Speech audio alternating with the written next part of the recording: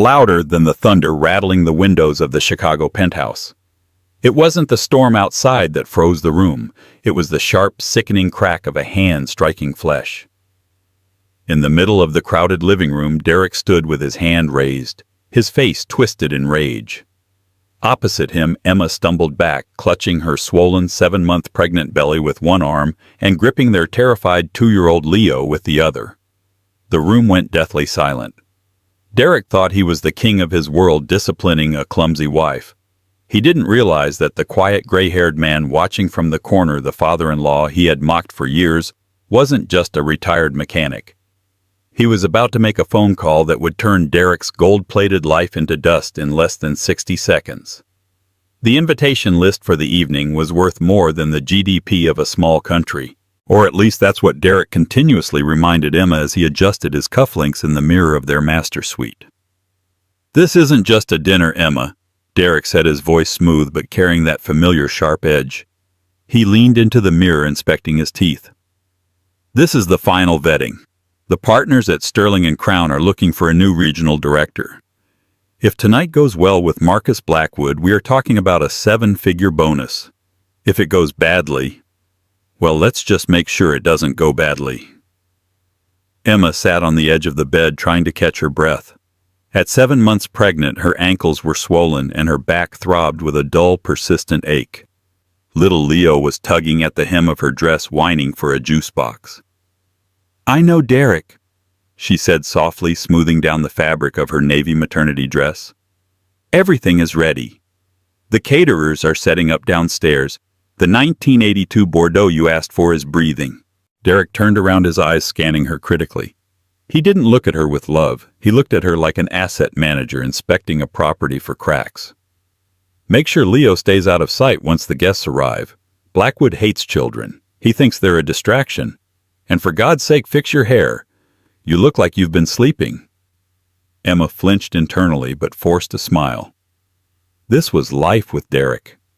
To the outside world, to the neighbors in their gated community in Oakwood Hills, Derek was the perfect husband. Successful, charismatic, and handsome. He was a rising star in private equity, a man who donated to charities and drove a Porsche Cayenne. But inside the walls of their pristine home, he was a manager of people, and Emma was his most micromanaged employee. "I'll fix it," she whispered. "And another thing," Derek said, checking his Rolex. "Your father, is he here yet?" Emma's stomach tightened. "He parked around the back. He's in the guest room changing." Derek rolled his eyes, letting out a heavy sigh of annoyance. "Great. Just great. I explicitly told you I didn't want him here for this. He's going to embarrass me, Emma. The man looks like he buys his suits at a hardware store. Marcus Blackwood comes from old money. He's going to take one look at Arthur and think I married into common stock." "My father is a good man," Emma said, a rare flash of defiance rising in her chest. "And he offered to help with Leo so I could focus on hosting. You should be grateful."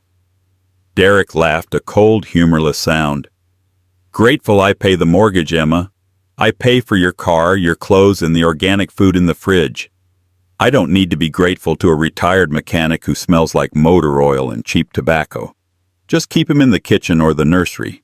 If he tries to talk to Blackwood about the good old days or whatever blue-collar nonsense he rambles about, I swear to God." He let the threat hang in the air, adjusted his tie one last time, and walked out of the room without looking back. Emma exhaled, her hands shaking slightly as she picked up Leo. She walked down the hallway to the guest room where her father Arthur was staying. Arthur was sitting in a chair by the window looking out at the manicured lawn. He was a man of few words, with rough, calloused hands and a face weathered by years of what Derek assumed was manual labor. He wore a simple, slightly dated gray suit. "He's in a mood, isn't he?" Arthur asked without turning around. Emma sighed, leaning against the doorframe. "It's a big night, Dad. This promotion, it means everything to him." Arthur turned, his blue eyes sharp and assessing. "And what does it mean for you, Emma? More money for him to hold over your head? Bigger house, thicker walls?" "Dad, please," she pleaded softly. "Not tonight. Just help me keep Leo quiet." Derek says Mr. Blackwood hates kids. Arthur stood up and walked over, taking the toddler from her arms. Leo immediately settled down, resting his head on his grandfather's shoulder. A man who hates children is a man who hates the future, Arthur grumbled. Don't you worry, sweetheart. I'll keep the boy safe. You just survive the night. Emma kissed her father's cheek. She didn't know why, but seeing him there gave her a sense of calm. Derek saw Arthur as a failure because he lived in a small cabin 2 hours away and drove a 15-year-old truck. But Emma knew her father had wisdom. What she didn't know, what nobody knew, was exactly what Arthur had done before he retired. The doorbell rang at 7:00 p.m. sharp. The atmosphere in the house shifted instantly. Derek switched on his host persona, a dazzling mix of charm, wit, and deference.